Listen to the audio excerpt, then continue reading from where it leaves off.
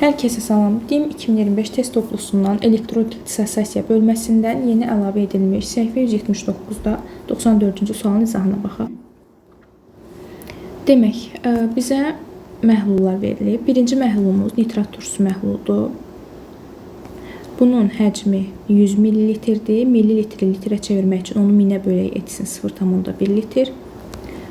Qatılığı isə 0,2-dir. Buradan onun maddə miqdarını tapaq. Nü bərabərdir 0,2-ni 0,1-ə vursaq edir 0,2. Digər məhlulumuz kalium hidroksid. Onun da həcmi 100 ml-dir. Litrə çevirsək edir 0,1. Qatılığı isə 0,4-dür. Maddə miqdarını tapsaq 0,4. Və alınır 200 ml məhlul. Demək, ilk olaraq biz reaksiya tənliyimizi yazaq. Kalium hidroksid nitrat turşusu ilə reaksiya daxil olur. Alınır kalium nitrat və su. Bizdən sonda nə istəyir? Deyir ki, üçüncü məhlulda, yəni alınan məhlulda hansı iyonların molekyar qatılıqları bərabər olar? Demək, biz baxaq görək. Görürük ki, nitrat turşumuz 0,2 moldur. Kalium hidroksid isə 0,4 moldur. Görək hansından artıq qalır? Yuxarını aşağı bölürük. Böyük olan, yəni böyük qiymət alan artıq qalacaq. Və burada görürük ki, kalium hidroksid daha böyük qiymət olduğundan 0,4-ü 1-ə bölükdə 0,4 alınır. Bundan artıq qalacaq. Görək nə qədər artıq qalır. Bunu hesablamaq üçün kalium hidroksidə x desək, buradan x bərabər olacaq 0,2.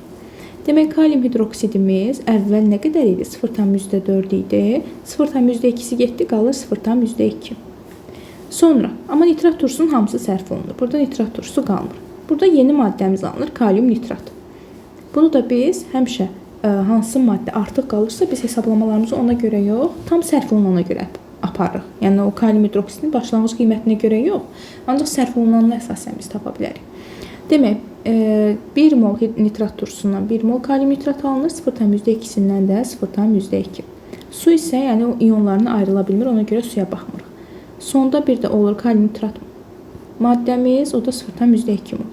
İndi biz bunları iyonlarına ayırsaq, kalium hidroksid iyonlarına ayrılır, kalium müsbət və OH mənfi. Bu da 0,2 mol idi. Yəni 0,1 hər bir maddə miqdarını vururuq hər bir elementin indeksinə. Burada neçə kalium var? Bir dənə 0,2-ni kalium sayına 1-ə vursaq edir 0,2. OH neçə dənədir? Bir dənə 0,2-ni 1-ə vururuq edir 0,2. Kalium nitratda iyonlarına ayrılır, kalium müsbət və NO3 mənfi. Buradan da 0,2-ni kalium sayına vururuq, 1-ə edir 0,2. NO3-ün sayına vururuq, yenə 0,2. Sonda nə qədər kaliumumuz oldu? 0,2, 0,2 edir 0,4 kalium. OH nə qədər olur? OH mənfi 0,2. NO3 mənfi nə qədər olur? 0,2. Yəni bərabər olanlar hansı oldu? OH və NO3.